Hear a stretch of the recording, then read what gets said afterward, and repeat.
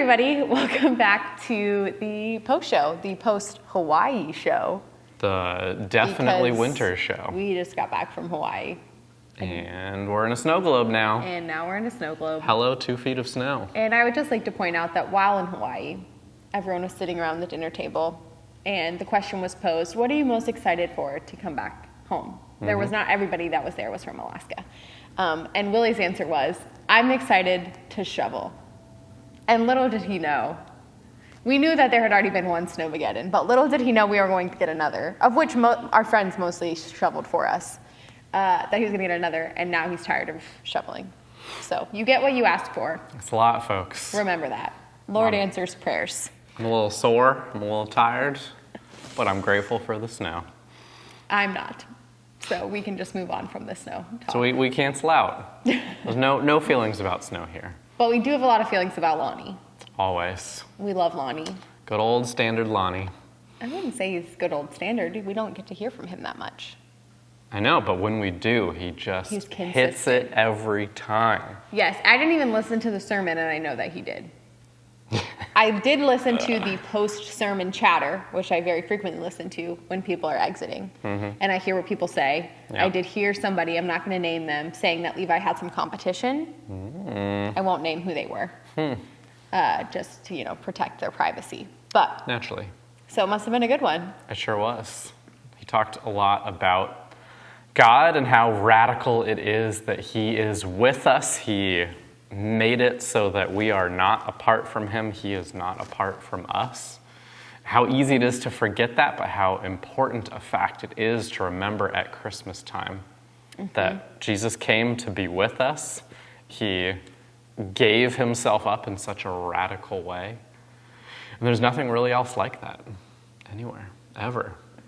That is true. I feel like the closest thing that you can get is like a best friend or a spouse when it's going really well. Someone that's with you all the time to face life with you. Yeah, you think like a child, mother. Yeah, but I think you like leave your parents, so that's not as. I guess if you're a child, then yes. But if you're an adult, especially like for me, my parents live so far away.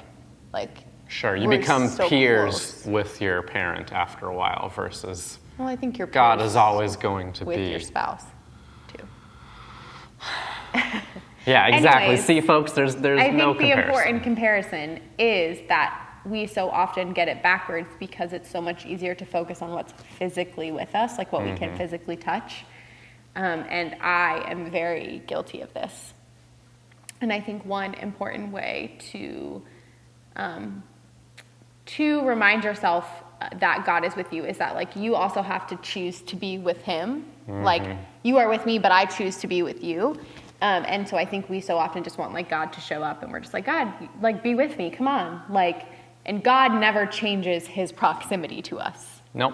And that's something that I very frequently told the high schoolers that I worked with when I was in college. I was a volunteer with Young Life, and so I spent 4 years ministering to and mentoring to high school students in the area that I went to college.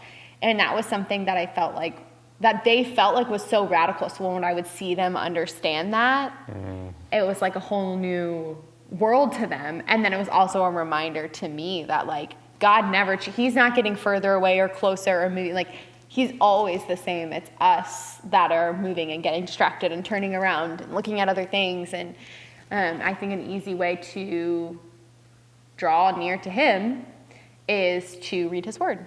And you can do that through the Bible app Advent reading plan, which I've now become a believer in.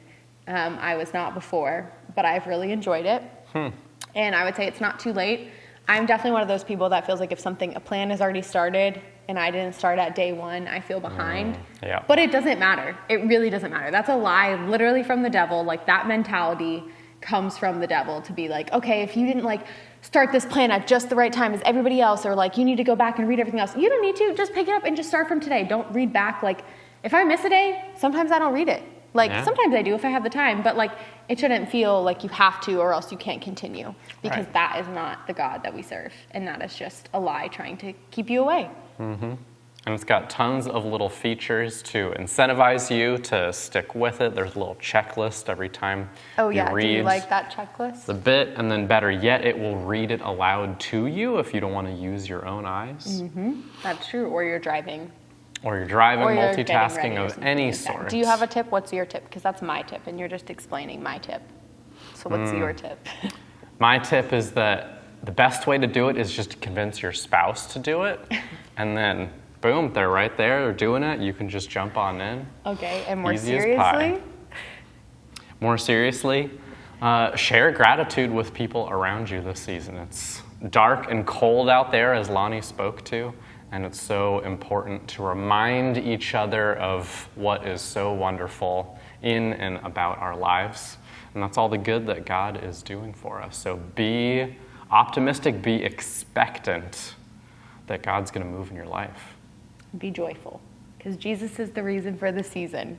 My mom had a Darn pin right. that she would wear all of December that said that, this like classic clay pin that she would wear on her shirts that said Jesus is the reason for the season. It's like iconic in my childhood.